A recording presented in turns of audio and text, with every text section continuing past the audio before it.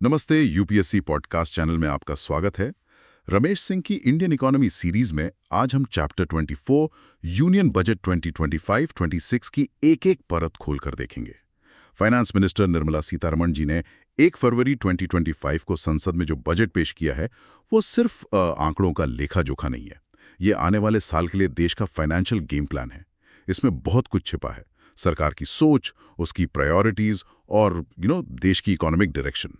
तो चलिए आज इसी गेम प्लान को डिकोड करते हैं। बिल्कुल। और इस गेम प्लान को समझने का सबसे अच्छा तरीका है इसे 2 हिस्सों में बांटना, जैसा खुद बजट डॉक्यूमेंट करता है, पार्ट ए और पार्ट बी। पार्ट ए और पार्ट बी, राइट। हाँ, पार्ट ए में सरकार की बड़ी बड़ी योजनाएं, कमाई और खर्च का ब्यौरा है। इसे आप सरकार का विजन डॉक्यूमेंट कह सकते हैं। ओके। और पार्ट बी पूरी तरह से टैक्सेस पर फोकस्ड है, यानी आपकी और हमारी जेब पर क्या असर पड़ेगा। आज हम पार्ट ए से शुरू करते हैं, जो इस साल के विजन की नींव रखता है। ठीक है, तो सबसे पहले बड़े आंकड़ों पे नजर डालते हैं, जिन्हें हेडलाइन नंबर्स कहते हैं।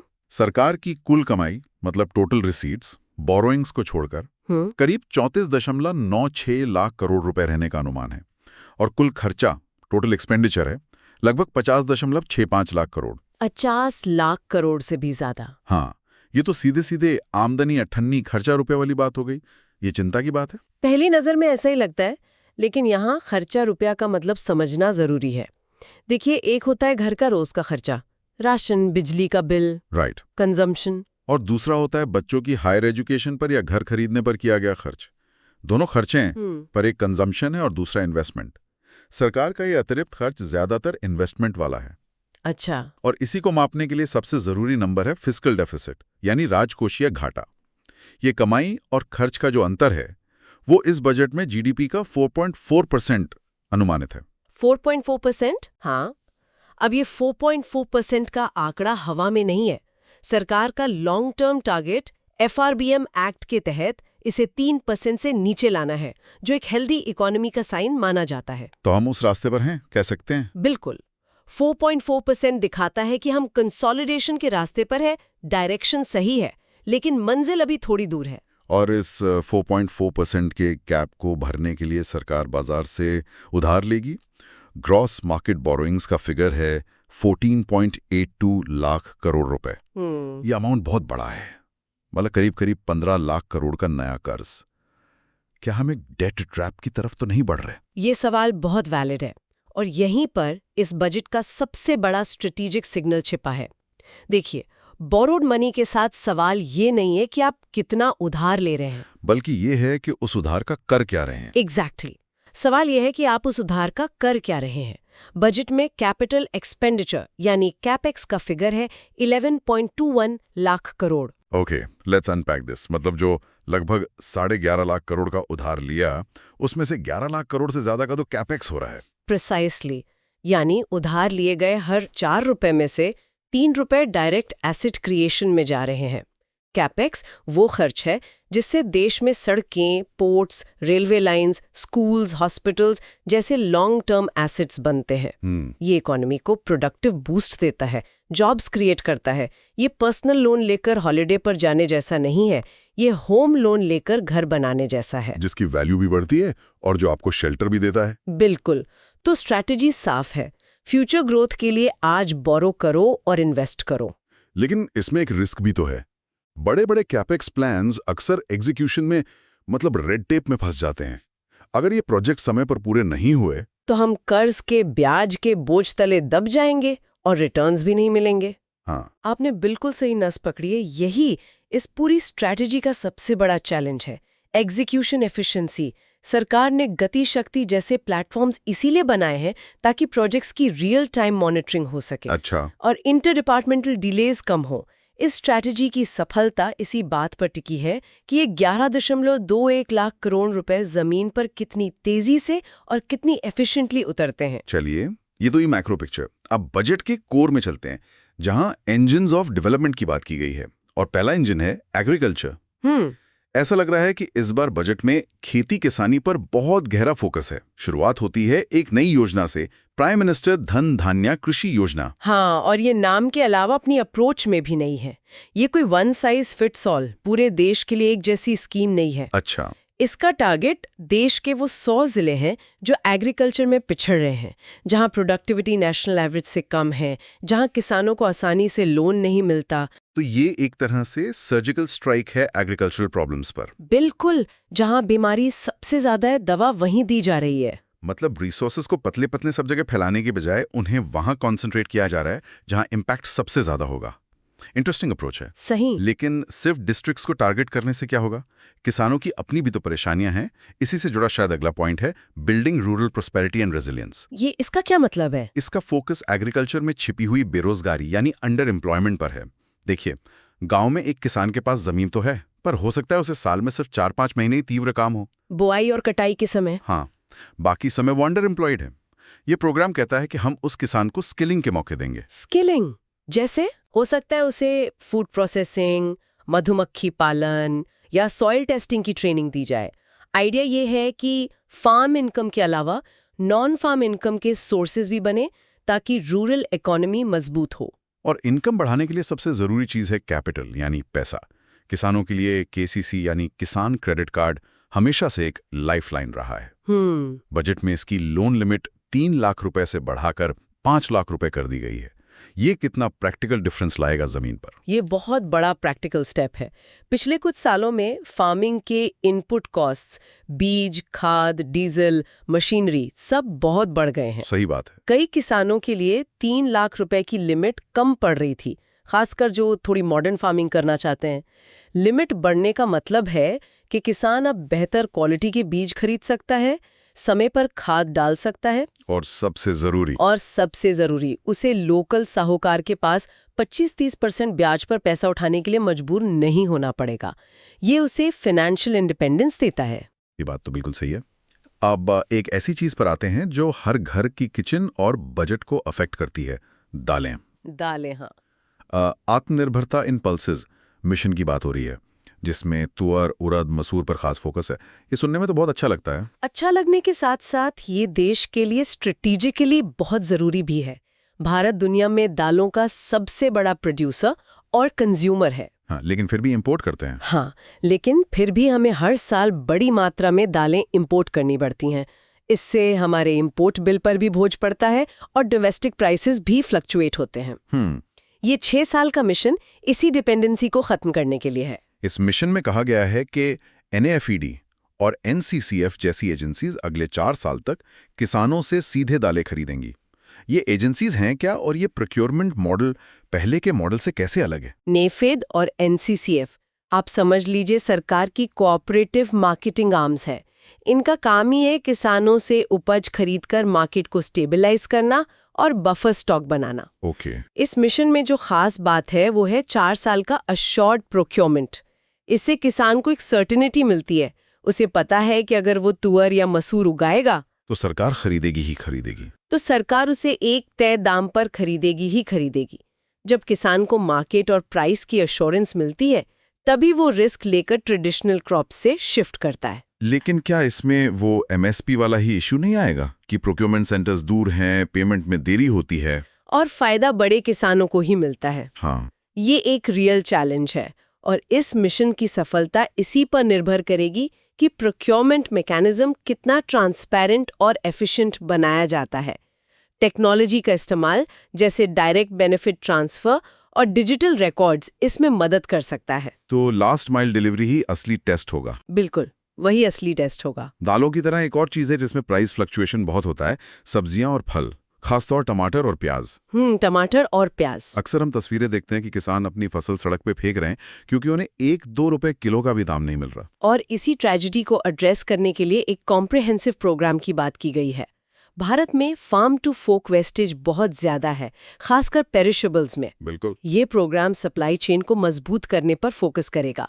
इसका मतलब है गांव के स्तर पर कोल्ड स्टोरेज बनाना, प्रोड्यूस को मंडियों तक पहुंचाने के लिए रेफ्रिजरेटेड वैन्स, किसान रेल की तरह। हाँ, किसान रेल की तरह, और लोकल लेवल पर फूड प्रोसेसिंग यूनिट्स को बढ़ावा देना ताकि टमाटर से केचप या प्योरी बन सके। इससे किसान को डिस्ट्रेस सेल नहीं करने पड़ेगी और कंज्यूमर को भी प्राइस शॉक से राहत मिलेगी। नेशनल लेवल की योजनाओं से हटकर बजट में एक बहुत स्पेसिफिक अनाउंसमेंट है, बिहार के लिए मखाना बोर्ड का गठन। हाँ, किसी एक प्रोडक्ट के लिए एक पूरा बोर्ड बनाना, इसके पीछे क्या सोच है? इसके पीछे सोच है वन डिस्ट्रिक्ट वन प्रोडक्ट को नेक्स्ट लेवल पर ले जाने की।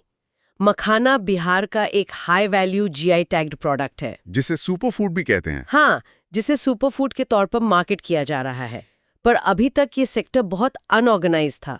ये बोर्ड इसके प्रोडक्शन से लेकर प्रोसेसिंग, ब्रांडिंग और एक्सपोर्ट तक एक पूरा इकोसिस्टम बनाएगा। मतलब ये लोकल प्रोडक्ट को ग्लोबल स्टेज पर ले जाने का एक टेम्पलेट है। परफेक्ट टेम्पलेट है। इससे लोकल इकोनॉमी को जो बूस्ट मिलेगा वो फिनोमिनल हो सकता है। तो अब तक की बातचीत से ये लग रहा है कि बजट की स्ट्रेटेजी है क्रेडिट, प्रोक्योरमेंट और लॉजिस्टिक्स, इन तीनों चीजों को ठीक करना। लेकिन इन सबसे पहले जो चीज आती है वो है बीज। सही। अगर बीज ही अच्छा ना हो तो बाकी सब बेकार है। एग्जैक्टली।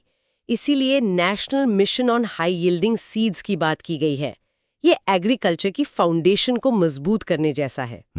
इस मिशन का एम रिसर्च को बढ़ावा देना, क्लाइमेट रेजिलिएंट सीड्स तैयार करना जो कम पानी या ज्यादा गर्मी झेल सके, और 100 से ज्यादा नई सीड वैरायटीज को कमर्शियली किसानों तक पहुंचाना है। तो इसे ऐसे समझें कि भारत क्रिकेट में बहुत रन बनाता है पर हमारा स्ट्राइक रेट कम है। बिल्कुल सही एनोलॉजी है। हम दुनिया के सबसे बड़े प्रोड्यूसर्स में हैं, पर हमारी प्रोडक्टिविटी यानी प्रति हेक्टेयर उपज कई देशों से कम है। बेहतर बीज उस स्ट्राइक रेट को सुधारने का काम करेगा। खेती की जमीन से हटकर अब सरकार की नजर देश के विशाल कोस्टलाइन पर है। फिशरीज के लिए इंडियन एक्सक्लूसिव इकोनॉमिक जोन और हाई सीज में फिशिंग के लिए एक फ्रेमवर्क बनाने की बात है। हाँ, ये ब्लू इकोनॉमी को टैप करने की एक स्ट्रेटेजिक मूव है। इंडियन एक्सक्लूसिव इकोनॉमिक जोन यानी EEZ हमारे कोस्टलाइन से समुद्र में 200 नॉटिकल माइल्स तक का वो एरिया है जहां के समुद्री संसाधनों पर हमारा कानूनी हक है। ये तो बहुत बड़ा इलाका हुआ। बहुत बड़ा। लेकिन हमारा पोटेंशियल खासकर डीप सी फिशिंग में अंडर यूटिलाइज्ड है। ये फ्रेमवर्क सस्टेनेबल फिशिंग को प्रमोट करेगा। मतलब हम मछलियां पकड़े भी लेकिन इतनी कि फ्यूचर जनरेशन्स के लिए भी बची रहें। इसमें मॉडर्न ट्रॉलर्स, सेफ्टी नॉर्म्स और अंडमान निकोबार और लक्षद्वीप जैसे आइलैंड्स को फिशिंग हब्स की तरह डेवलप करने पर जोर है। और जमीन पर एक और कैश क्रॉप है, कॉटन यानी कपास। इसके लिए भी 5 साल का मिशन फॉर कॉटन प्रोडक्टिविटी है। ये भी प्रोडक्टिविटी वाली ही कहानी है। भारत कॉटन का बहुत बड़ा प्रोड्यूसर है, पर हमारी यील्ड कम है। खासकर एक्स्ट्रा लॉन्ग स्टेपल कॉटन, जिसकी इंटरनेशनल मार्केट में हाई डिमांड है और जिससे हाई क्वालिटी कपड़ा बनता है, उसे उगाने के लिए ये मिशन पुश करेगा। तो ये farm to fashion value chain को मजबूत करने का एक प्रयास है। बिल्कुल, जिससे किसान को भी फायदा हो और हमारी टेक्सटाइल इंडस्ट्री को भी। आखिर में एक बहुत ही स्पेसिफिक इंफ्रास्ट्रक्चर प्रोजेक्ट का जिक्र है। असम के नमरूप में एक यूरिया प्लांट लगाना। एक सिंगल प्लांट का जिक्र यूनियन बजट में क्यों? इसका क्या सिग्निफिकेंस है? इसका सिग्निफिकेंस स्ट्रेटेजिक है। भारत अपनी जरूरत का एक बड़ा हिस्सा यूरिया इंपोर्ट करता है। अच्छा। 12.7 लाख मेट्रिक टन्स कैपेसिटी का ये प्लांट अकेले ही देश की जरूरत का एक बड़ा हिस्सा पूरा करेगा। इससे 2 फायदे होंगे। एक, हमारा इंपोर्ट बिल कम होगा, और दूसरा, 2, ये नॉर्थ ईस्ट में बन रहा है, जिससे उस रीजन के किसानों को फर्टिलाइजर आसानी से और सस्ते में मिलेगा, जिससे वहां की एग्रीकल्चरल प्रोडक्टिविटी बढ़ेगी। ये फर्टिलाइजर सेक्टर में आत्मनिर्भरता की तरफ एक बड़ा कदम है। तो कुल मिलाकर अगर हम एग्रीकल्चर पर हुए अनाउंसमेंट्स को देखें तो बजट एक होलिस्टिक पिक्चर बनाने की कोशिश कर रहा है। बेहतर बीज से लेकर क्रेडिट, प्रोसेसिंग, मार्केट लिंकेज और स्ट्रेटेजिक इनपुट्स तक। ये सिर्फ टुकड़ों में सॉल्यूशंस नहीं, बल्कि एक पूरा इकोसिस्टम बनाने का ब्लूप्रिंट लगता है। हाँ, और ये पार्ट ए का सिर्फ एक इंजन था। इसके अलावा MSMEs, इन्वेस्टमेंट, एक्सपोर्ट्स जैसे दूसरे इंजन्स भी हैं जिनकी अपनी अपनी डिटेल्ड प्लान्स हैं। राइट। और फिर पार्ट बी है जिसमें डायरेक्ट और इनडायरेक्ट टैक्सेस की बात है, जो सीधे हमारी पर्सनल फाइनेंस को इम्पैक्ट करते हैं। बिल्कुल, चलिए आगे बढ़ते हैं। ठीक है, अब हम MSMEs यानी माइक्रो, स्मॉल और मीडियम एंटरप्राइजेस पर चर्चा करेंगे, जिन्हें विकास का दूसरा इंजन भी कहा जाता है। बिल्कुल, और ये दूसरा इंजन वाला जो जुमला है ना, ये अपने आप में बहुत दिलचस्प है। हाँ। पहला इंजन तो जाहिर है बड़ी बड़ी कंपनियां हैं, बड़े कॉर्पोरेशंस, वो हेडलाइन बनाते हैं। सही बात है। लेकिन किसी भी अर्थव्यवस्था की जो असली ताकत होती है, उसकी रीढ़ की हड्डी, वो ये छोटे और मंझले बिजनेस ही होते हैं। ये रोजगार पैदा करने में और मतलब जमीनी स्तर पर इकोनॉमिक एक्टिविटी बढ़ाने में बहुत बड़ा रोल निभाते हैं। इसीलिए इन पर फोकस करना बहुत बहुत जरूरी है। तो चलिए इसी पर गहराई से बात करते हैं। पहला बड़ा कदम जो सोर्स में बताया गया है वो है एमएसएमईज के क्लासिफिकेशन क्राइटेरिया में बदलाव। हाँ। मतलब कौन सी कंपनी एमएसएमई कहलाएगी उसकी परिभाषा ही बदल दी गई है। इसमें इन्वेस्टमेंट और टर्नओवर की सीमाओं को 2.5 गुना और 2 गुना तक बढ़ाया गया है। देखिए, यहाँ पर बात को समझना जरूरी है। ये सिर्फ एक टेक्निकल बदलाव नहीं है, इसका असर बहुत गहरा है। अच्छा। इसका मतलब है कि अब ज्यादा कंपनियां एमएसएमई के दायरे में आ सकेंगी और जो पहले से हैं वो ज्यादा देर तक इसमें बनी रह सकेंगी। सोचिए, एक छोटा बिजनेस जो थोड़ा सा ग्रो करते ही एमएसएमई के फायदों से बाहर हो जाता था, हाँ, ये तो होता था। अब वो और ज्यादा समय तक उन फायदों का, जैसे कि आसान लोन, सरकारी टेंडर में प्राथमिकता और टैक्स में छूट, इन सब का लाभ उठा पाएगा। मतलब उन्हें बढ़ने के लिए और ज्यादा गुंजाइश दी जा रही है। ये एक तरह का सेफ्टी नेट है। पर एक सवाल है, क्या इसका एक डाउनसाइड भी हो सकता है? क्या मतलब? क्या कंपनियां जानबूझकर इन नई लिमिट्स के ठीक नीचे रहने की कोशिश करेंगी ताकि बेनिफिट्स मिलते रहें? कहीं ये एम्बिशन को कम तो नहीं करेगा? बहुत अच्छा सवाल है। ये एक वाजिब चिंता है। इकोनॉमिक्स में इसे फियर ऑफ सक्सेस भी कहते हैं। अच्छा। कई उद्यमी जानबूझकर अपना बिजनेस छोटा रखते हैं ताकि वो सरकारी सपोर्ट के दायरे में बने रहें। लेकिन एक्चुअली ये बदलाव इसी डर को कम करने के लिए किया गया है। सीमा इतनी बढ़ा दी गई है कि एक कंपनी ठीक ठाक स्केल अप करने के बाद भी एमएसएमई बनी रह सकती है। ओके। तो अब इंसेंटिव ग्रो करने का है, छोटा बने रहने का नहीं। सरकार एक तरह से कह रही है, आप आगे बढ़ो, हम कुछ और दूर तक आपके साथ हैं। ये मानसिकता में एक बड़ा बदलाव लाने की कोशिश है। समझ गई। तो ये डर हटाने वाली बात है। इसी से जुड़ा शायद अगला कदम है माइक्रो एंटरप्राइजेस के लिए क्रेडिट कार्ड्स। हाँ। इसमें उद्यम पोर्टल पर रजिस्टर्ड माइक्रो एंटरप्राइजेस के लिए 5 लाख रुपए की सीमा वाले कस्टमाइज्ड क्रेडिट कार्ड्स की बात है और पहले साल में 10 लाख कार्ड जारी करने का लक्ष्य भी है। ये पूरी बाजी पलट सकता है, खासकर मैं कहूंगा सबसे छोटे उद्यमियों के लिए। आप कल्पना कीजिए, एक छोटे शहर में कोई महिला घर से टिफिन सर्विस चला रही है या कोई कारीगर है जो मूर्तियां बनाता है। उसे रोजमर्रा के खर्चों के लिए, जैसे सब्जी या कच्चा माल खरीदने के लिए तुरंत पैसे चाहिए होते हैं। हाँ, बिल्कुल। Working capital. एग्जैक्टली। अभी तक उसका जरिया या तो कोई साहूकार होता है या इनफॉर्मल लेंडिंग, जहां ब्याज बहुत ज्यादा होता है। ये क्रेडिट कार्ड उसे उस चुंगल से निकालकर एक फॉर्मल क्रेडिट सिस्टम में लाएगा। 5 लाख की लिमिट उसके वर्किंग कैपिटल की जरूरत को पूरा करने के लिए काफी है। हाँ, ये तो छोटे बिजनेस के लिए डे टू डे ऑपरेशंस को बहुत आसान बना देगा। मतलब रोज के कैश फ्लो की चिंता थोड़ी कम हो जाएगी। पर यहाँ एक जरूरी सवाल उठता है। पूछिए। जिन छोटे उद्यमियों को फॉर्मल क्रेडिट की आदत नहीं है, क्या उनके लिए एक डेट ट्रैप, एक कर्ज का जाल भी बन सकता है? कहीं ऐसा ना हो कि वो जरूरत से ज्यादा खर्च कर दें और फिर बिल चुकाने में फंस जाएं। देखिए, ये रिस्क तो हमेशा रहता है और इसके लिए फाइनेंशियल लिटरेसी बहुत जरूरी है, इसमें कोई दो राय नहीं है। लेकिन इसका दूसरा पहलू देखिए, जो ज्यादा शक्तिशाली है। क्या? ये क्रेडिट हिस्ट्री बना रहा है। जब वो इस कार्ड का इस्तेमाल करेंगे और समय पर बिल चुकाएंगे तो उनकी एक फॉर्मल क्रेडिट हिस्ट्री बनेगी। अच्छा। भविष्य में जब उन्हें अपना बिजनेस बढ़ाने के लिए, मान लीजिए एक और दुकान खोलने के लिए बड़ा लोन चाहिए होगा, तो ये क्रेडिट हिस्ट्री उनके बहुत काम आएगी। ये उन्हें इनफॉर्मल इकोनॉमी से निकालकर फॉर्मल इकोनॉमी का एक सम्मानित हिस्सा बना रहा है। सही बात है। ये एक छोटा कदम लग सकता है, लेकिन इसका असर बहुत बड़ा और लॉन्ग टर्म है। तो एक तरफ हम सबसे छोटे उद्यमी को क्रेडिट हिस्ट्री बनाने में मदद करें और दूसरी तरफ है हाई ग्रोथ स्टार्टअप्स जिन्हें बड़े कैपिटल की जरूरत है। तो ये जो फंड ऑफ फंड्स वाली बात है, इसमें भी क्या यही फॉर्मलाइजेशन वाली सोच है? बिल्कुल, ये उसी सोच का अगला स्तर है। फंड ऑफ फंड्स का कॉन्सेप्ट बहुत ही स्मार्ट है। कैसे? यहां सरकार सीधा स्टार्टअप्स में पैसा नहीं लगा रही है, जो बहुत रिस्की हो सकता है।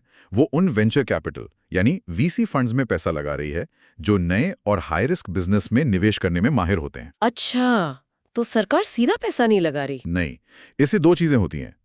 एक, सरकार का रिस्क कम हो जाता है क्योंकि पैसा प्रोफेशनल फंड मैनेजर्स के जरिए लगाया जा रहा है, और दूसरा, ये पूरे स्टार्टअप इकोसिस्टम को एक बहुत बड़ा बूस्ट देता है। तो असल में सरकार यहाँ सिर्फ स्टार्टअप्स को पैसा नहीं दे रही, वो इनोवेशन के लिए एक पूरा बाजार तैयार कर रही है। They're not just picking winners, they're creating a more competitive arena. बिल्कुल सही पकड़ा आपने। जहां बेहतर विनर्स नेचुरली निकल कर आए। ये एक बहुत बड़ा स्ट्रेटेजिक शिफ्ट है। यही है, सरकार एक तरह से अंपायर की भूमिका निभा रही है, ना कि खिलाड़ी की, और इसका एक रिपल इफेक्ट होता है। जब एक वीसी फंड को सरकार से पैसा मिलता है तो वो एक तरह से सरकार का सील ऑफ अप्रूवल होता है। इससे प्राइवेट इन्वेस्टर्स से और पैसा उठाने में भी ज्यादा कॉन्फिडेंस मिलता है, तो मार्केट में कैपिटल की अवेलेबिलिटी बढ़ जाती है। और ज्यादा कैपिटल मतलब? ज्यादा कैपिटल मतलब ज्यादा कंपटीशन, ज्यादा इनोवेशन और ज्यादा सक्सेस स्टोरीज। ये एक पॉजिटिव साइकिल शुरू करता है जो पूरे देश में एंटरप्रेन्योरशिप की कल्चर को मजबूत करता है। तो हमने माइक्रो लेवल क्रेडिट और हाई ग्रोथ कैपिटल की बात की। अब एक बहुत ही लक्षित समूह पर आते हैं। पहली बार उद्यमी बन रहे लोग, खास तौर पर अनुसूचित जाति, अनुसूचित जनजाति और महिलाएं। इनके लिए एक स्कीम है जिसमें अगले 5 सालों में 2 करोड़ रुपए तक का टर्म लोन देने की घोषणा की गई है। देखिए, ये कदम सिर्फ आर्थिक नहीं है, ये सामाजिक बदलाव के लिहाज से भी बहुत बहुत महत्वपूर्ण है। सही है। अक्सर इन समुदायों के लोगों को बिजनेस शुरू करने के लिए पूंजी जुटाने में सबसे ज्यादा दिक्कतों का सामना करना पड़ता है। बैंक्स उन्हें आसानी से लोन नहीं देते क्योंकि उनके पास कोलैटरल या गारंटी देने के लिए पुश्तैनी जायदाद नहीं होती। हाँ, वही। ये स्कीम सीधे उस रुकावट को, उस स्ट्रक्चरल बैरियर को दूर करती है। इरादा तो बहुत नेक है, लेकिन जमीनी हकीकत अक्सर अलग होती है। क्या सिर्फ लोन देना काफी है? 2 करोड़ एक बड़ी रकम है। इसे मैनेज करने के लिए बिजनेस एक्यूमेन चाहिए। क्या इन उद्यमियों को मेंटरशिप, मार्केट एक्सेस और बिजनेस ट्रेनिंग की भी जरूरत नहीं पड़ेगी, जिसके बारे में इस घोषणा में ज्यादा बात नहीं है? आपकी बात 100% सही है। इम्प्लीमेंटेशन ही असली चुनौती है। सिर्फ कैपिटल इंजेक्शन काफी नहीं होता, एक पूरे सपोर्ट इकोसिस्टम की जरूरत है। लेकिन हमें यह भी समझना होगा कि कैपिटल एक्सेस पहला और सबसे बड़ा रोड़ा है। ये तो है। इस स्कीम के जरिए एक दलित युवा जिसके पास एक बेहतरीन बिजनेस आइडिया है, या एक आदिवासी महिला जो अपने पारंपरिक हुनर को एक बिजनेस में बदलना चाहती है, उसे कम से कम दरवाजे के अंदर तो आने का मौका मिलेगा। राइट। और इसका एक सोशल मल्टीप्लायर इफेक्ट होता है। जब इन समुदायों से एंटरप्रेन्योर्स निकलते हैं तो वो अपने कम्युनिटी के लिए रोल मॉडल बनते हैं।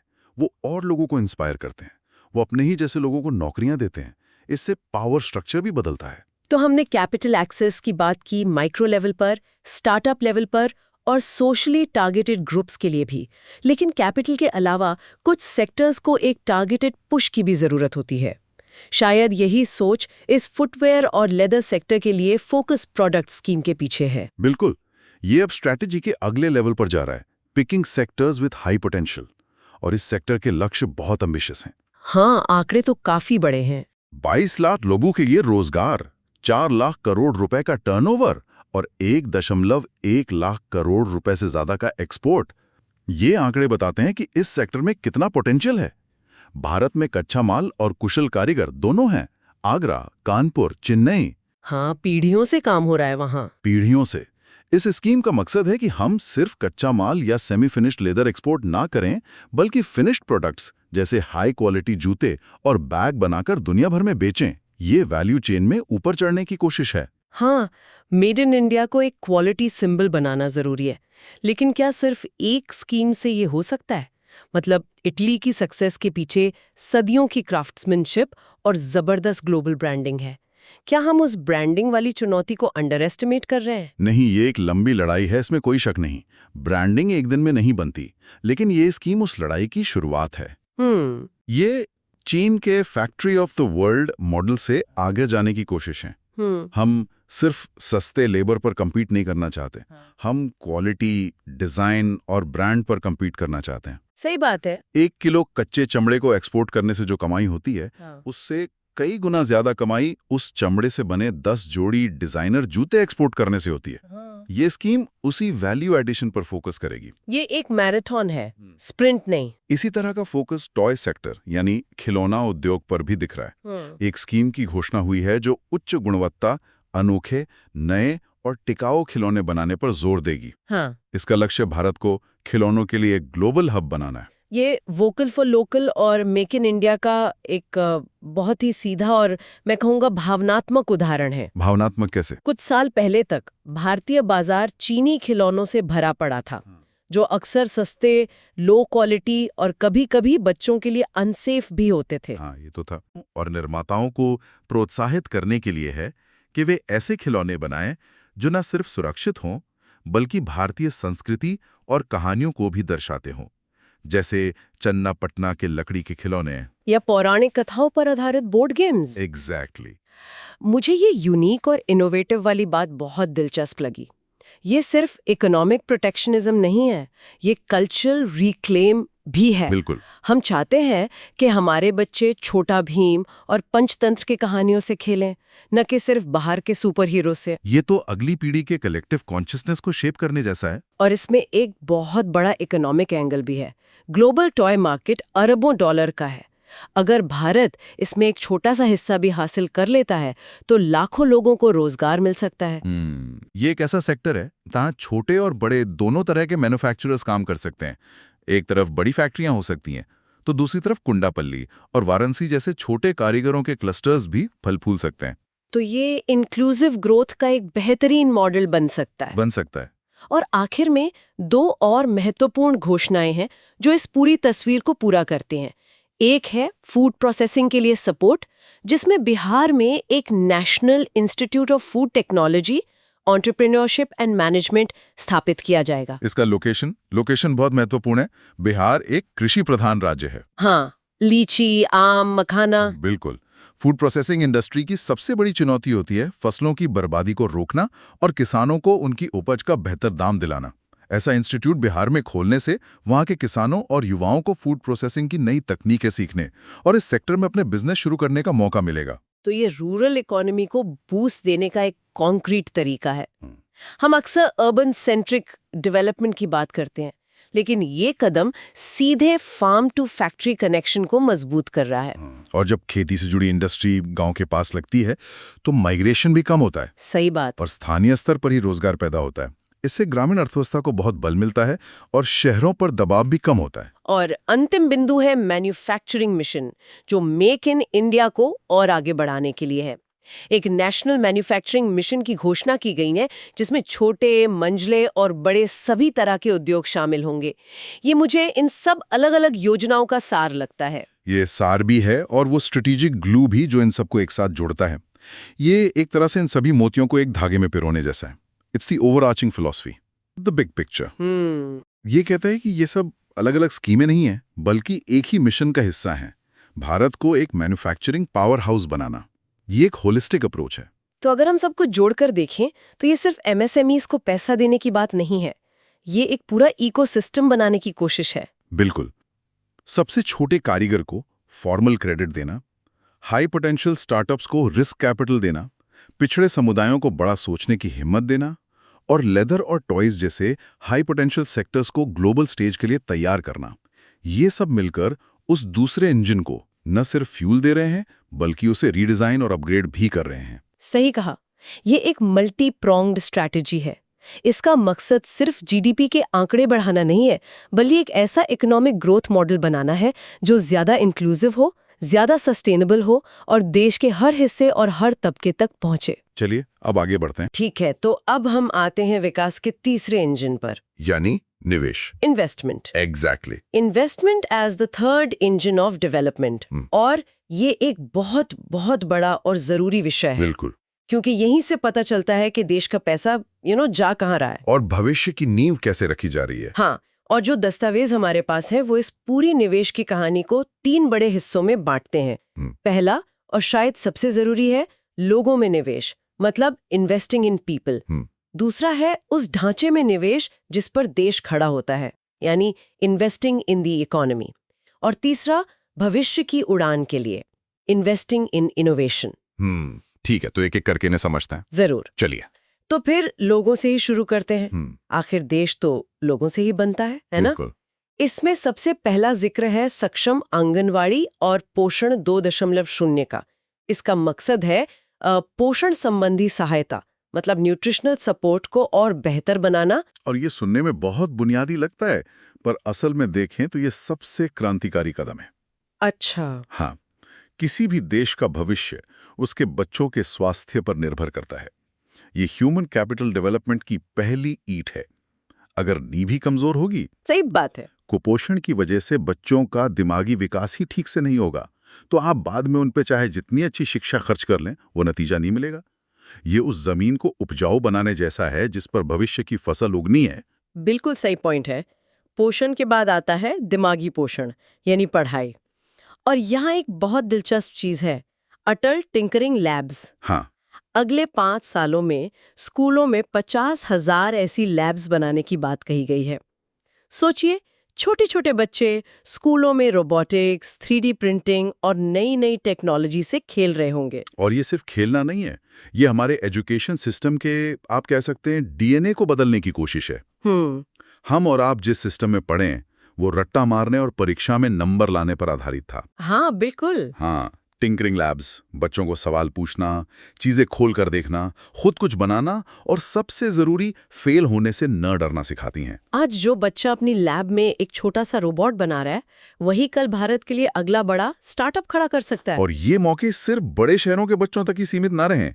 इसके लिए भारत नेट प्रोजेक्ट के जरिए राइट। ग्रामीण इलाकों के सरकारी स्कूलों और प्राइमरी हेल्थ सेंटर्स तक ब्रॉडबैंड पहुंचाने की भी योजना है। मतलब गांव के स्कूल में भी तेज इंटरनेट। ये डिजिटल डिवाइड को कम करने की एक सीधी कोशिश है। इंटरनेट आज सिर्फ मनोरंजन नहीं है, बल्कि शिक्षा और स्वास्थ्य का एक बड़ा जरिया है। एग्जैक्टली। साथ ही भारतीय भाषा पुस्तक योजना का भी जिक्र है, जिसमें स्कूल और उच्च शिक्षा के लिए भारतीय भाषाओं में डिजिटल किताबें उपलब्ध कराई जाएंगी। हाँ, क्योंकि अपनी भाषा में सीखने से समझ बेहतर होती है। बिल्कुल, असली समझ अपनी भाषा में ही आती है।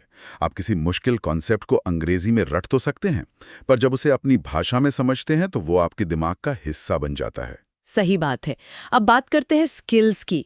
5 national centres of excellence for skilling बनाए जाएंगे।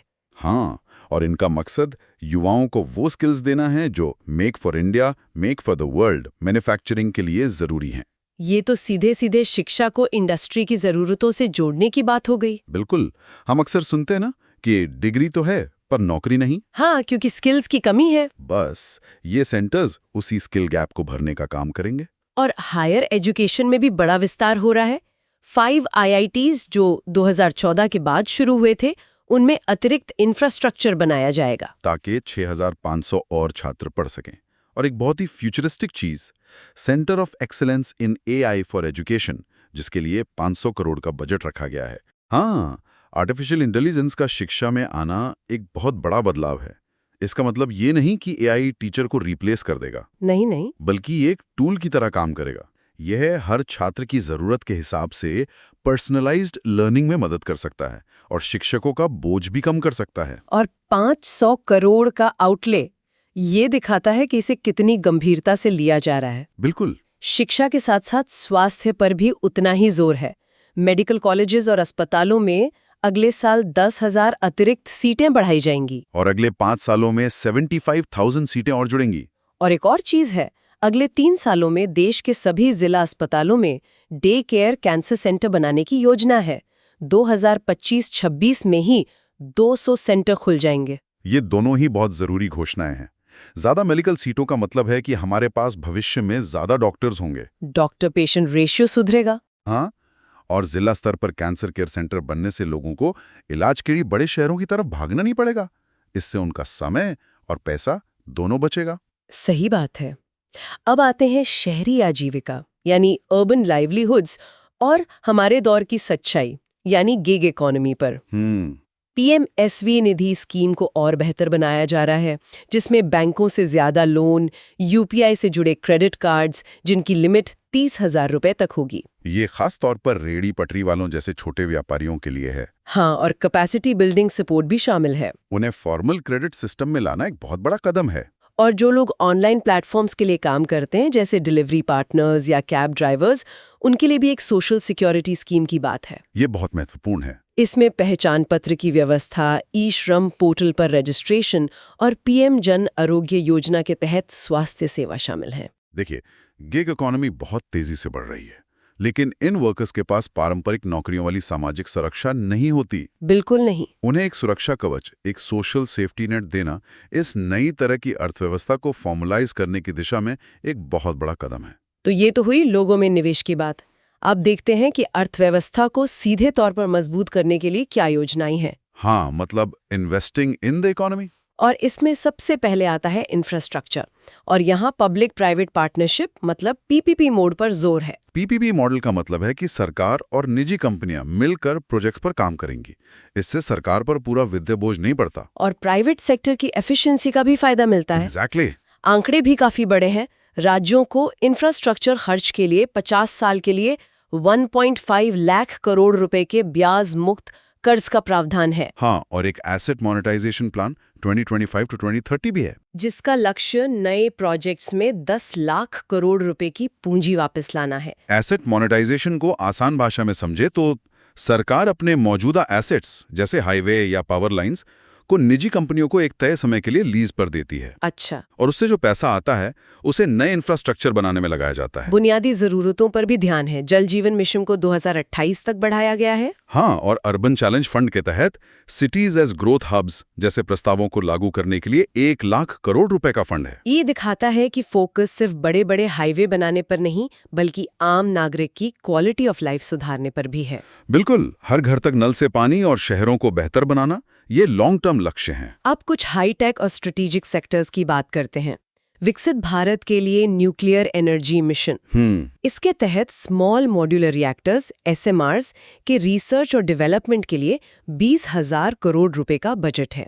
ये SMRs न्यूक्लियर एनर्जी का भविष्य माने जा रहे हैं। और लक्ष्य है कि 2033 तक देश में बने 5 SMRs काम करना शुरू कर दें। ये पारंपरिक रिएक्टर्स से छोटे और ज्यादा सुरक्षित हो सकते हैं। क्लीन एनर्जी और ऊर्जा सुरक्षा, एनर्जी सिक्योरिटी के लिए ये एक बहुत बड़ा दांव है। इसी तरह जहाज निर्माण, शिप बिल्डिंग और समुद्री विकास, मैरीटाइम डेवलपमेंट पर भी जोर है। हाँ, एक मैरीटाइम डेवलपमेंट फंड बनाया जा रहा है जिसका कोष 25,000 करोड़ रुपए का होगा, जिसमें सरकार और बंदरगाहों या निजी क्षेत्र दोनों का योगदान होगा। भारत की इतनी लंबी तट रेखा है, ऐसे में एक मजबूत समुद्री क्षेत्र व्यापार और सुरक्षा दोनों के लिए जरूरी है। ये फंड उसी दिशा में एक कदम है। और कनेक्टिविटी की बात करें तो उड़ान योजना को और बेहतर बनाकर अगले 10 सालों में 120 नए डेस्टिनेशंस को जोड़ने का लक्ष्य है। और 4 करोड़ यात्रियों को लाने ले जाने का भी। रीजनल कनेक्टिविटी का सीधा असर अर्थव्यवस्था पर पड़ता है। बिहार में एक नए ग्रीनफील्ड एयरपोर्ट की भी घोषणा हुई है। जब छोटे शहर हवाई मार्ग से जुड़ते हैं तो वहाँ टूरिज्म, व्यापार और निवेश सब बढ़ता है। इनके अलावा भी कई चीजें हैं, जैसे मिथिलांचल में western Kosi canal project, mining sector में सुधार ताकि टेलिंग से जरूरी खनिज निकाले जा सके, और रुके हुए हाउसिंग प्रोजेक्ट्स को पूरा करने के लिए स्वामी फंड 2, और रोजगार बढ़ाने के लिए 50 टूरिस्ट डेस्टिनेशंस को विकसित करना। हर एक का अपना महत्व है। बिल्कुल, कोसी कैनाल से खेती को फायदा होगा, क्रिटिकल मिनरल्स की रिकवरी से हम टेक्नोलॉजी में आत्मनिर्भर बनेंगे, स्वामी फंड से हजारों घर खरीदारों को राहत मिलेगी, और टूरिज्म से सीधे सीधे नौकरियां पैदा होंगी। एग्जैक्टली। ठीक है, तो इंफ्रास्ट्रक्चर हो गया, लेकिन असली गेम चेंजर तो इनोवेशन होता है। बिल्कुल। तो अब तीसरे और आखिरी हिस्से पर आते हैं, इन्वेस्टिंग इन इनोवेशन। हाँ, और यहाँ सबसे बड़ी घोषणा है रिसर्च, डेवलपमेंट और इनोवेशन के लिए निजी क्षेत्र को प्रोत्साहित करने की। जुलाई बजट में घोषित पहल को लागू करने के लिए 20,000 करोड़ रुपए आवंटित किए जाएंगे। मतलब अब R&D सिर्फ सरकारी लैब्स में नहीं होगा, बल्कि प्राइवेट कंपनियों में भी होगा। और नई पीढ़ी के स्टार्टअप्स को बढ़ावा देने के लिए deep tech fund of funds की भी बात है। फंड ऑफ फंड्स एक दिलचस्प मॉडल है। इसमें सरकार सीधे स्टार्टअप में पैसा नहीं लगाती, अच्छा, बल्कि वेंचर कैपिटल फंड्स में लगाती है जो आगे स्टार्टअप्स को फंड करते हैं। इससे पूरे स्टार्टअप इकोसिस्टम को मजबूती मिलती है। और ये डीप टेक का क्या मतलब है? डीप टेक का मतलब है वो टेक्नोलॉजी जो किसी बहुत गहरी वैज्ञानिक खोज पर आधारित हो, जैसे एडवांस्ड AI, बायोटेक या क्वांटम कंप्यूटिंग। समझ गए। रिसर्च करने वालों के लिए भी अच्छी खबर है, PM रिसर्च फेलोशिप। हाँ, इसके तहत IITs और IISc में टेक्नोलॉजिकल रिसर्च के लिए 10,000 फेलोशिप दी जाएंगी, वो भी बढ़े हुए फाइनेंशियल सपोर्ट के साथ। ये ब्रेन ड्रेन को रोकने और देश के सबसे प्रतिभाशाली दिमागों को भारत में ही रिसर्च करने के लिए प्रोत्साहित करने का एक सीधा तरीका है। अब कुछ बहुत ही खास मिशन है, gene bank for crops germ plasm, जिसमें भविष्य की खाद्य और पोषण सुरक्षा के लिए 10 लाख जर्म प्लाज्म लाइनों के साथ एक दूसरा जीन बैंक स्थापित किया जाएगा। मतलब हम भविष्य के लिए फसलों के बीज सहेज रहे हैं। ये क्लाइमेट चेंज के दौर में खाद्य सुरक्षा के लिए बहुत जरूरी है। ये फसलों की जैव विविधता, बायोडाइवर्सिटी को बचाने जैसा है, जो एक राष्ट्रीय खजाना है। बिल्कुल। फिर है नेशनल जियोस्पेशियल मिशन, जो हमारे देश का फाउंडेशनल जियोस्पेशियल इंफ्रास्ट्रक्चर और डेटा तैयार करेगा। आसान भाषा में कहें तो देश का अपना बहुत ही डिटेल वाला मैप और डेटा सिस्टम। इसके तो अनगिनत उपयोग होंगे, बेहतर शहरी नियोजन, आपदा प्रबंधन, खेती और राष्ट्रीय सुरक्षा। ये डेटा पर आत्मनिर्भरता की ओर एक कदम है। और आखिर में एक बहुत ही दिलचस्प मिशन, ज्ञान भारतम मिशन। ज्ञान भारतम मिशन, हाँ, इसका काम है अकादमिक संस्थानों, संग्रहालयों और निजी संग्राहकों के साथ मिलकर हमारी पांडुलिपियों की विरासत, मैन्युस्क्रिप्ट हेरिटेज का सर्वेक्षण, दस्तावेजीकरण और संरक्षण करना। और लक्ष्य है 1 करोड़ से ज्यादा पांडुलिपियों को कवर करना। ये बहुत बड़ा काम है। ये सिर्फ टेक्नोलॉजी या अर्थव्यवस्था में निवेश नहीं है, ये हमारी संस्कृति, हमारे ज्ञान और हमारी विरासत में निवेश है। ये हमें याद दिलाता है कि विकास का मतलब सिर्फ सड़कें और फैक्ट्रियां बनाना नहीं, बिल्कुल बल्कि अपनी जड़ों को मजबूत करना भी है। बिल्कुल। तो हमने देखा कि निवेश हर स्तर पर हो रहा है, इंसान से लेकर इंफ्रास्ट्रक्चर और इनोवेशन तक, और हर चीज एक दूसरे से कितनी गहराई से जुड़ी हुई है। हाँ, एक स्किल्ड युवा को काम करने के लिए एक मजबूत अर्थव्यवस्था चाहिए। और उस अर्थव्यवस्था को आगे बढ़ाने के लिए लगातार इनोवेशन की जरूरत है। बिल्कुल, ये एक पूरा चक्र है, एक वर्चुअस साइकिल। और ये योजनाएं उसी चक्र के हर हिस्से को मजबूत करने की कोशिश करती दिख रही हैं। चलिए अब आगे बढ़ते हैं। ओके, अब हम एक्सपोर्ट्स पर बात करेंगे, जिससे सोर्सेज में बार बार विकास का चौथा इंजन यानी 4th इंजन ऑफ डेवलपमेंट कहा जा रहा है। सोचने वाली बात है, किसी भी देश की इकोनॉमी एक गाड़ी की तरह है। 3 इंजन तो पहले से थे। डोमेस्टिक कंजम्पशन, मतलब हम और आप जो खर्च करते हैं, प्राइवेट इन्वेस्टमेंट यानी कंपनीज जो नई फैक्ट्रीज लगाती हैं, और गवर्नमेंट स्पेंडिंग मतलब सरकारी खर्च। बिल्कुल।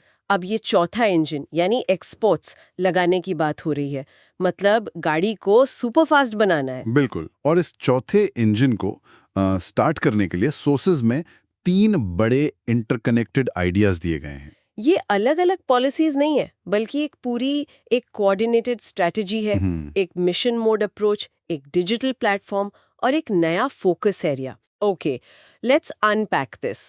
पहले कदम से शुरू करते हैं। ये एक्सपोर्ट प्रमोशन मिशन क्या है? मतलब हर थोड़े साल में ऐसे मिशंस तो अनाउंस होते ही हैं।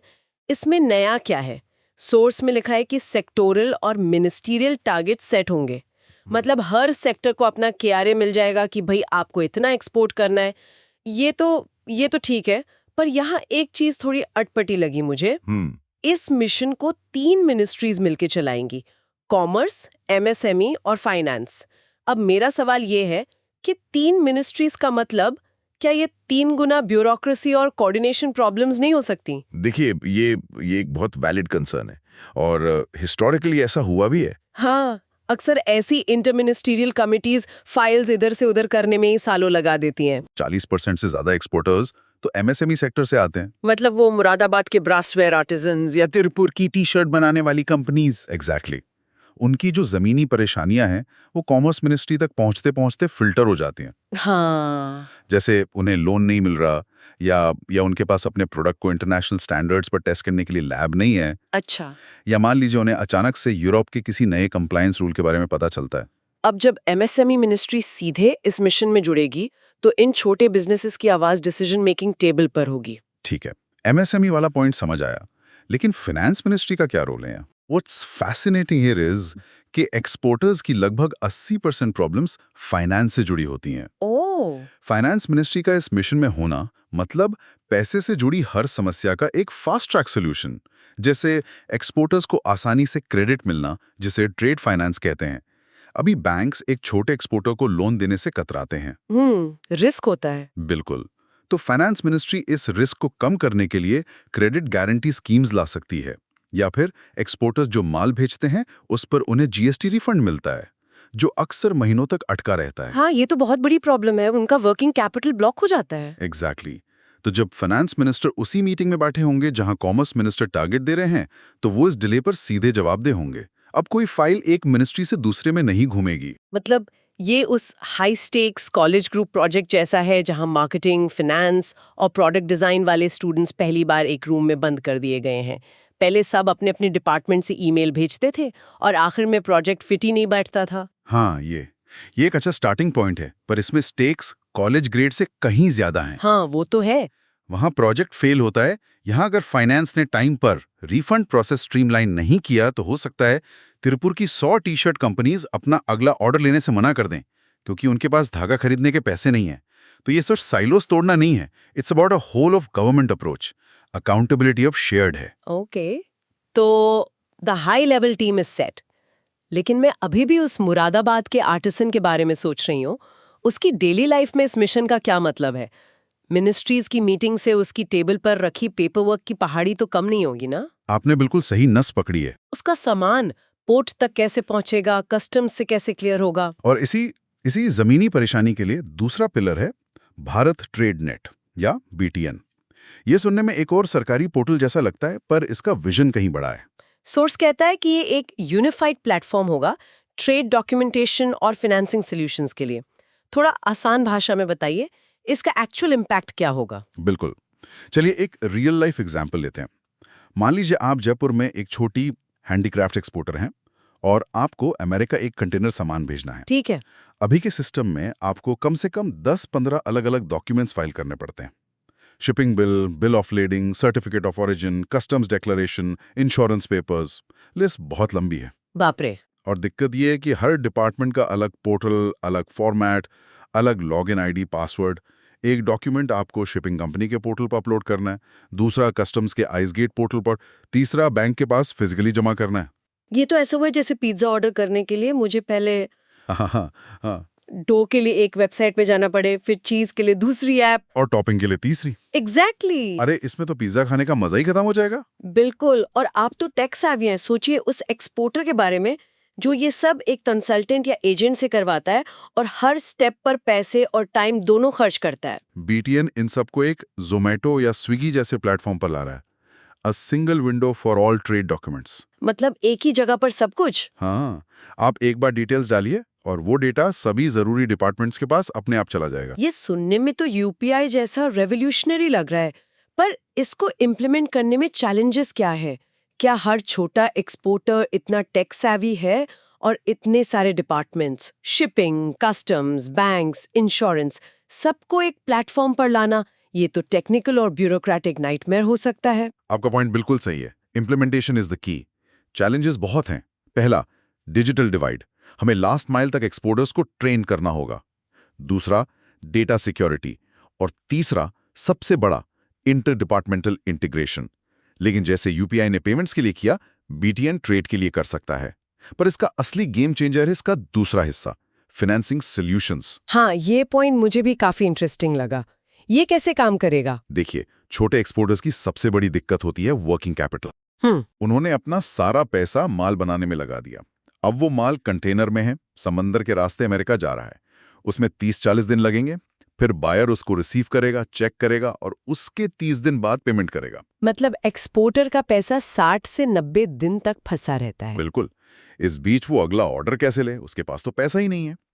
BTN इसी क्रेडिट गैप को सॉल्व करता है। कैसे? जैसे ही आपने BTN पे अपना शिपिंग बिल और कस्टम्स क्लियरेंस डॉक्यूमेंट अपलोड किया, प्लेटफॉर्म डिजिटली वेरीफाई कर लेता है कि आपका माल सही में निकल चुका है। अच्छा। अब इसी डिजिटल वेरीफाइड प्रूफ के बेसिस पर प्लेटफॉर्म पर मौजूद 10 बैंक या NBFCs आपको उस बिल के अगेंस्ट 80% पैसा तुरंत लोन देने के लिए compete करते हैं। It's like an auction for your invoice. Wow!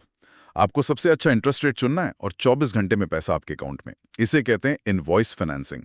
इससे एक छोटा सा बिजनेस भी बड़े इंटरनेशनल ऑर्डर्स लेने से डरेगा नहीं। तो ये तो कन्वीनियंस से कहीं ज्यादा है। It's about fundamentally lowering the entry barrier for global trade. Exactly. ये भारत के हर कोने में बैठे छोटे उद्यमी को ग्लोबल मार्केट से जोड़ देगा। तो हमने गुड्स एक्सपोर्ट करने की बात की, उसके लिए पेपर वर्क आसान करने की बात की, पर सोर्सेज में एक तीसरा एंगल है जो गुड्स से बिल्कुल अलग है। ये ब्रेन पावर एक्सपोर्ट करने की बात कर रहा है। ये है नेशनल फ्रेमवर्क फॉर GCC। पहले तो ये GCC क्या चीज है? ये कोई नया टैक्स तो नहीं लग रहा है? नहीं, बिल्कुल नहीं। GCC का मतलब है ग्लोबल कैपेबिलिटी सेंटर्स। ये बड़ी-बड़ी विदेशी कंपनियां जैसे गूगल, माइक्रोसॉफ्ट, गोल्डमैन सैक्स, इनके इंडिया में बने ऑफिसेज हैं। लेकिन ये सिर्फ कॉल सेंटर्स नहीं है जैसा 20 साल पहले होता था। राइट। ये इन कंपनीज के ग्लोबल नर्व सेंटर्स हैं या इनोवेशन हब्स हैं। ये हाई एंड काम करते हैं, R&D, engineering, design, data analytics, financial modelling. सोच कर देखिए, एप्पल का नया आईफोन बन रहा है, उसके कैमरा की इमेज प्रोसेसिंग एल्गोरिदम शायद हैदराबाद में लिखी जा रही है। अच्छा। या एक जर्मन कार कंपनी के नए इंजन का 3D डिजाइन गुरुग्राम में बन रहा है। हम यहाँ फिजिकल सामान एक्सपोर्ट नहीं कर रहे हैं, हम सर्विस एक्सपोर्ट कर रहे हैं, या कहें तो इंटेलेक्ट एक्सपोर्ट कर रहे हैं। राइट। ये तो हो रहा है, पर इसके लिए एक अलग से नेशनल फ्रेमवर्क की क्या जरूरत पड़ गई? और सोर्स कहता है कि इसके लिए खास ध्यान इमर्जिंग टियर 2 सिटीज पर होगा। अब ये आइडिया तो अच्छा है कि डेवलपमेंट को डिसेंट्रलाइज किया जाए, लेकिन क्या जयपुर, लखनऊ या कोयम्बटूर में बैंगलोर जैसा टैलेंट इकोसिस्टम, इंफ्रास्ट्रक्चर या वो वर्क कल्चर है? क्या ये बड़ी बड़ी फॉरेन कंपनीज वहां जाना चाहेंगी सिर्फ सरकारी फ्रेमवर्क के कहने पर? This is the most critical part, और आपने बिल्कुल सही सवाल उठाया। अभी तक ये सारी हाई पेइंग जॉब्स, ये बड़े बड़े ग्लास के ऑफिस, ये सब बैंगलोर, गुरुग्राम, पुणे, हैदराबाद तक ही सीमित है। इससे हो क्या रहा है कि इन शहरों पर प्रेशर बहुत बढ़ रहा है। ट्रैफिक जैम, रेंट आसमान पर है, पानी की कमी। सही बात है। और दूसरी तरफ देश के बाकी शहरों का टैलेंट इन्हीं शहरों में आने पर मजबूर है। ये फ्रेमवर्क इसी चिकन एंड एग प्रॉब्लम को सॉल्व करना चाहता है। ये सिर्फ कंपनियों को रिक्वेस्ट नहीं करेगा, ये उन शहरों में इकोसिस्टम क्रिएट करेगा। कैसे? फ्रेमवर्क के तहत सरकार इन टियर 2 सिटीज में plug and play office spaces बना सकती है, high speed internet connectivity ensure कर सकती है। वहां के लोकल इंजीनियरिंग कॉलेजेस के साथ पार्टनरशिप करके करिकुलम को इंडस्ट्री की जरूरत के हिसाब से अपग्रेड किया जा सकता है। और शायद कंपनीज को टैक्स इंसेंटिव्स भी। बिल्कुल। जब एक बड़ी कंपनी आती है तो उसके साथ 10 और छोटी कंपनीज आती हैं। इससे वहां के लोकल इंजीनियरिंग कॉलेज से निकले यूथ को अपने घर के पास ही ग्लोबल लेवल की जॉब्स मिलेंगी। उन्हें अपना शहर, अपना परिवार छोड़कर बड़े शहर आने की जरूरत नहीं पड़ेगी। तो एक तरह का रिवर्स ब्रेन ड्रेन होगा। सही कहा आपने। पर इसका एक दूसरा साइड भी हो सकता है। जैसे ही एक बड़ी एमएनसी आती है, उस शहर में प्रॉपर्टी रेट्स आसमान छू जाते हैं, ट्रैफिक बढ़ जाता है और शहर का जो लोकल कैरेक्टर है वो खत्म हो जाता है। क्या हम इन टियर 2 सिटीज को भी अनप्लान्ड कॉन्क्रीट जंगल्स बनाने का रिस्क नहीं ले रहे? That's a very important and valid concern, और इसीलिए एक नेशनल फ्रेमवर्क जरूरी है, ना कि अलग अलग स्टेट पॉलिसीज। ये फ्रेमवर्क सिर्फ इन्वेस्टमेंट अट्रैक्ट करने के बारे में नहीं हो सकता, इसे सस्टेनेबल अर्बन प्लानिंग के साथ जोड़ना होगा। The idea is to learn from the mistakes of the mega cities. मतलब सिर्फ ऑफिस नहीं, साथ में public transport, housing, green spaces सब प्लान करना होगा। हाँ, हम सिर्फ सर्विस एक्सपोर्ट नहीं कर रहे, हम प्रॉस्पेरिटी को नहीं देश के कोने कोने तक पहुंचा रहे हैं, लेकिन ऐसा प्लानिंग के साथ करना होगा। वाओ! तो ये सिर्फ एक्सपोर्ट्स बढ़ाने के बारे में नहीं है, बल्कि देश के अंदर डेवलपमेंट को फैलाने के बारे में भी है। एक तीर से दो निशान है। बिल्कुल। तो इस चौथे इंजन को शुरू करने के लिए ये एक 3 pronged अटैक है। मिनिस्ट्रीज का एक टीम मिशन, पेपरवर्क और फाइनेंस को आसान करने के लिए एक डिजिटल हाईवे बाय BTN, और हाई एंड सर्विस जॉब्स को देश के नए शहरों तक ले जाने के लिए एक सोचा समझा GCC फ्रेमवर्क। यस। और अगर हम इस सबको जोड़कर देखें तो ये तीनों चीजें मिलकर इंडिया को सिर्फ मेड इन इंडिया से डिजाइन्ड इन इंडिया और इनोवेटेड इन इंडिया की तरफ ले जा रही हैं। ठीक है। We are not just exporting goods, we are exporting intellect and capability. पहले हम टी शर्ट एक्सपोर्ट कर रहे थे, अब हम उस टी शर्ट को डिजाइन करने वाले सॉफ्टवेयर को एक्सपोर्ट करने की कोशिश कर रहे हैं। और इस इंटेलेक्ट को देश के हर हिस्से से टैप करना, यही इस पूरी एक्सरसाइज का सबसे बड़ा मकसद लगता है। ठीक है, ये तो एक्सपोर्ट्स की बात हुई। चलिए आगे बढ़ते हैं। ठीक है, चलिए अब डायरेक्ट टैक्स पर चर्चा करते हैं। तो जो सबसे बड़ी और पहली खबर इन सोर्सेस से निकल कर आ रही है वो मिडिल क्लास के लिए एक बहुत बड़ी राहत जैसी है। नए टैक्स रिजीम के तहत अब 12 लाख रुपए तक की सालाना आमदनी पर कोई पर्सनल इनकम टैक्स नहीं देना होगा। बिल्कुल। और अगर कोई सैलरीड प्रोफेशनल है तो उनके लिए ये लिमिट असल में और भी ज्यादा है। उन्हें 75,000 रुपए का स्टैंडर्ड डिडक्शन भी मिलता है, तो उनके लिए ये लिमिट 12,75,000 रुपए हो जाती है। अरे वाह! मतलब सीधा सीधा हिसाब है, अगर कोई महीने का 1 लाख रुपए कमा रहा है तो अब उसे टैक्स की ज्यादा चिंता करने की जरूरत नहीं। इसका मतलब है कि लोगों के हाथ में अब ज्यादा पैसा बचेगा। वो शायद घर के लिए कुछ नया सामान खरीद पाएंगे, बच्चों की पढ़ाई पर ज्यादा खर्च कर पाएंगे या कहीं घूमने का प्लान बना पाएंगे। यार, एक और बात ध्यान देने वाली है, ये सिर्फ एक व्यक्ति की बचत का मामला नहीं है। जब मिडिल क्लास के हाथ में ज्यादा पैसा आता है तो वो उसे खर्च करते हैं या इन्वेस्ट करते हैं। इससे बाजार में डिमांड बढ़ती है और पूरी इकोनॉमी को एक बूस्ट मिलता है। इसी को ध्यान में रखते हुए ये बदलाव किए गए हैं। ठीक है, तो चलिए अब इन बदलावों की गहराई में उतरते हैं और देखते हैं कि ये नए टैक्स स्लैब्स असल में काम कैसे करते हैं। तो नए रिजीम के तहत जो टैक्स रेट्स का स्ट्रक्चर है वो अब कुछ ऐसा दिखेगा। 4 लाख तक कोई टैक्स नहीं, मतलब निल। 4 से 8 लाख पर 5%, 8 से 12 लाख पर 10%, फिर 12 से 16 लाख पर 15%, 16 से 20 लाख पर 20%, 20 से 24 लाख पर 25% और 24 लाख से ऊपर की आमदनी पर 30%। यहाँ जो पैटर्न है वो प्रोग्रेसिव टैक्सेशन का है, यानी जैसे जैसे आपकी आमदनी बढ़ती है आपका टैक्स रेट भी बढ़ता है। ये बदलाव एक तरह से टैक्स सिस्टम को और सरल और साफ बनाने की कोशिश है ताकि आम टैक्स पेयर इसे आसानी से समझ सकें और टैक्स से जुड़े मुकदमे या लिटिगेशन कम हो। अच्छा, इनकम टैक्स के अलावा एक और चीज है जिससे हम सब रोजमर्रा की जिंदगी में जूझते हैं, TDS और TCS, यानी टैक्स डिडक्शन एट सोर्स और टैक्स कलेक्शन एट सोर्स। इसमें भी कुछ जरूरी बदलाव हुए हैं। हाँ, और ये बदलाव सीधे सीधे आम लोगों की जेब पर असर डालते हैं। जैसे सीनियर सिटीजन्स के लिए इंटरेस्ट से होने वाली इनकम पर टैक्स डिडक्शन की लिमिट 50,000 से बढ़ाकर 1 लाख रुपए कर दी गई है। ओह, ये तो बहुत बड़ी राहत है उन लोगों के लिए जो अपनी रिटायरमेंट की सेविंग्स पर निर्भर हैं। बिल्कुल। इसी तरह जो लोग अपना घर किराए पर देते हैं उनके लिए TDS की सालाना लिमिट 2,40,000 से बढ़ाकर 6 लाख रुपए कर दी गई है। मतलब अगर कोई मकान मालिक महीने का 50,000 रुपए किराया ले रहा है तो अब किराएदार को उनका TDS काटने की जरूरत नहीं पड़ेगी। इससे तो दोनों के लिए कागजी कार्रवाई कम हो जाएगी। बिल्कुल। एक और बड़ा बदलाव है RBI की LRS स्कीम के तहत विदेश पैसे भेजने पर। अब TCS की लिमिट 7 लाख से बढ़ाकर 10 लाख रुपए कर दी गई है। अच्छा, जो माता पिता अपने बच्चों को पढ़ने के लिए विदेश भेजते हैं या इलाज के लिए पैसे भेजते हैं उनके लिए ये फायदेमंद है। तो ये तो हुई आम आदमी की बात। अब बात करते हैं व्यापार और निवेश की। हाँ, सरकार ने ईज ऑफ डूइंग बिजनेस को बढ़ावा देने के लिए भी कई कदम उठाए हैं, ऐसा सोर्सेज में बताया गया है। हाँ, खासकर इलेक्ट्रॉनिक्स मैन्युफैक्चरिंग सेक्टर के लिए जो नॉन रेजिडेंट्स इस सेक्टर में सर्विसेज दे रहे हैं उनके लिए प्रिजम्प्टिव टैक्सेशन रिजीम लाया गया है। साथ ही इंटरनेशनल ट्रांजैक्शन में टैक्स को लेकर अनिश्चितता कम करने के लिए सेफ हार्बर रूल्स का दायरा भी बढ़ाया गया है। सुनने में बड़े भारी शब्द लगते हैं, इसका मतलब क्या हुआ आम भाषा में? देखिए, इसका मतलब ये हुआ कि सरकार विदेशी कंपनियों को भारत में इलेक्ट्रॉनिक्स बनाने के लिए प्रोत्साहन कर रही है ताकि मेक इन इंडिया को और बल मिले। अच्छा, तो ये उनको टैक्स में सहूलियत देने जैसा है। एग्जैक्टली। यही नहीं, स्टार्टअप्स को भी बड़ी राहत दी गई है। टैक्स बेनिफिट्स के लिए कंपनी शुरू करने की तारीख को 5 साल और बढ़ा दिया गया है। अब 1 अप्रैल 2030 से पहले शुरू होने वाले स्टार्टअप्स भी इन फायदों का लाभ उठा सकते हैं। ये तो नए उद्यमियों के लिए बहुत ही अच्छी खबर है। बिल्कुल। इसके अलावा कुछ और छोटे लेकिन महत्वपूर्ण बदलाव भी हैं।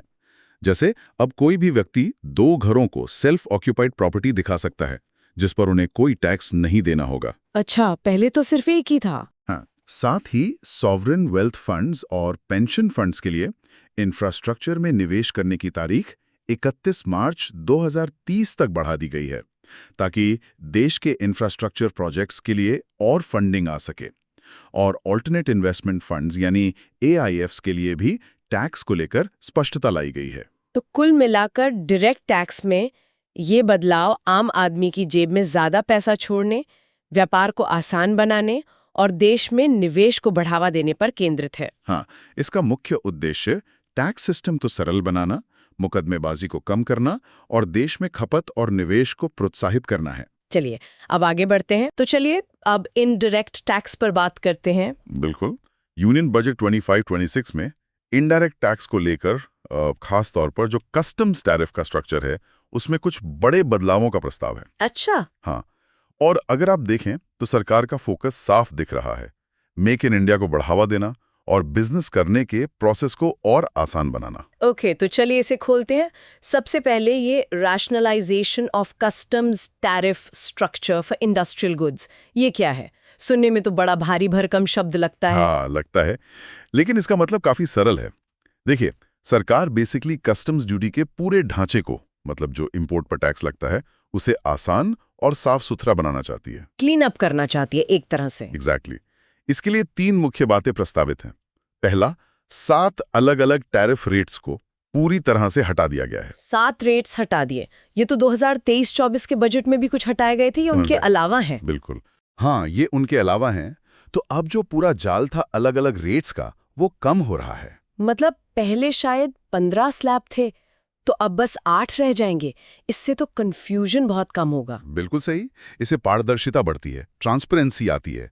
दूसरा पॉइंट इसी से जुड़ा है। क्या है वो? अब सिर्फ कुछ चुनिंदा आइटम्स को छोड़कर, मतलब कुछ एक्सेप्शंस रहेंगे, पर बाकी सब पर एक ब्रॉड यूनिफॉर्म ड्यूटी रेट लगेगा। एक ही रेट ज्यादातर चीजों के लिए। हाँ, इससे हिसाब किताब बहुत आसान हो जाएगा, प्रिडिक्टेबिलिटी बढ़ेगी। और तीसरा पॉइंट, मैंने सुना है सेस और सरचार्ज को लेकर भी कुछ हुआ है। हाँ, और ये बहुत जरूरी है। तीसरा पॉइंट कहता है कि किसी भी आइटम पर एक से ज्यादा सेस या सरचार्ज नहीं लगाया जाएगा। अरे वाह, ये तो बहुत बड़ी राहत है। बिल्कुल। सोशल वेलफेयर सरचार्ज को 82 टैरिफ लाइन से छूट दी गई है, जिन पर पहले से कोई और सेस लगता था। इसका मकसद है टैक्स पर टैक्स वाली स्थिति को खत्म करना। जिसे टैक्स ऑन टैक्स या कैस्केडिंग इफेक्ट कहते हैं। एग्जैक्टली। उसी को खत्म करना है। यहाँ पर एक मजेदार बात यह है कि इन बदलावों से, मतलब सिस्टम को सरल बनाने से, सरकार को लगभग 2600 करोड़ का रेवेन्यू मिलने का अनुमान है। ये कैसे? सिस्टम आसान करने से कमाई कैसे बढ़ती है? ये सुनने में उल्टा लगता है, पर होता यही है।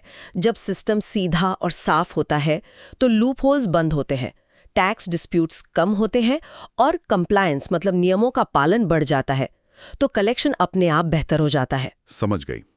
तो अब उस सेक्टर की बात करते हैं जो सीधे सीधे हम सबकी जिंदगी से जुड़ा है, दवाइयाँ और मेडिसिन। यहाँ क्या राहत दी गई है? यहाँ कुछ बहुत जरूरी कदम उठाए गए हैं। सबसे पहले 36 जान बचाने वाली दवाइयों को, लाइफ सेविंग ड्रग्स को बेसिक कस्टम्स ड्यूटी यानी BCD से पूरी तरह छूट दे दी गई है। पूरी तरह से?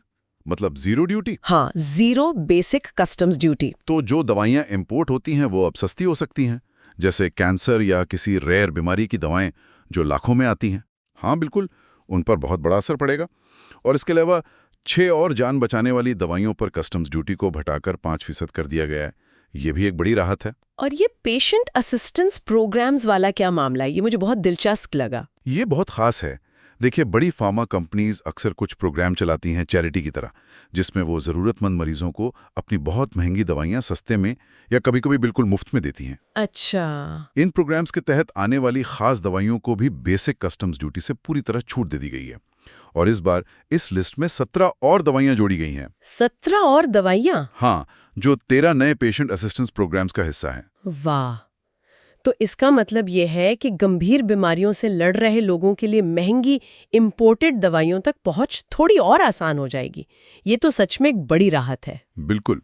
अब बात करते हैं उस हिस्से की जिसका सीधा असर मेक इन इंडिया पर पड़ेगा। घरेलू मैन्युफैक्चरिंग को सपोर्ट। हाँ, और इसमें सबसे पहला नाम है क्रिटिकल मिनरल्स। ये क्या होते हैं और इतने क्रिटिकल क्यों हैं? क्रिटिकल मिनरल्स वो खनिज हैं जो आज की टेक्नोलॉजी के लिए, फ्यूचर टेक के लिए बहुत जरूरी हैं, जैसे इलेक्ट्रिक गाड़ियों की बैटरियां या मोबाइल फोन बनाने के लिए। लिथियम, कोबाल्ट, ये सब? बिल्कुल। बजट में cobalt powder, lithium ion battery का स्क्रैप, लेड, जिंक और ऐसे ही 12 और क्रिटिकल मिनरल्स को बेसिक कस्टम्स ड्यूटी से पूरी तरह छूट दी गई है। अच्छा, तो इसका मतलब ये है कि जो कंपनियां भारत में बैटरी या EVs बना रही हैं, हाँ, उन्हें कच्चा माल इंपोर्ट करना सस्ता पड़ेगा। बिल्कुल। इससे देश में ही एडवांस्ड बैटरी मैन्युफैक्चरिंग का जो इकोसिस्टम है वो मजबूत होगा। ठीक है, आगे है टेक्सटाइल्स।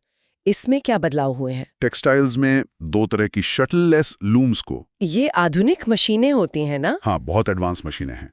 इनको उन टेक्सटाइल मशीनरी की लिस्ट में जोड़ा गया है जिन पर कोई ड्यूटी नहीं लगती। मतलब टेक्नोलॉजी इंपोर्ट करने पर छूट? एग्जैक्टली।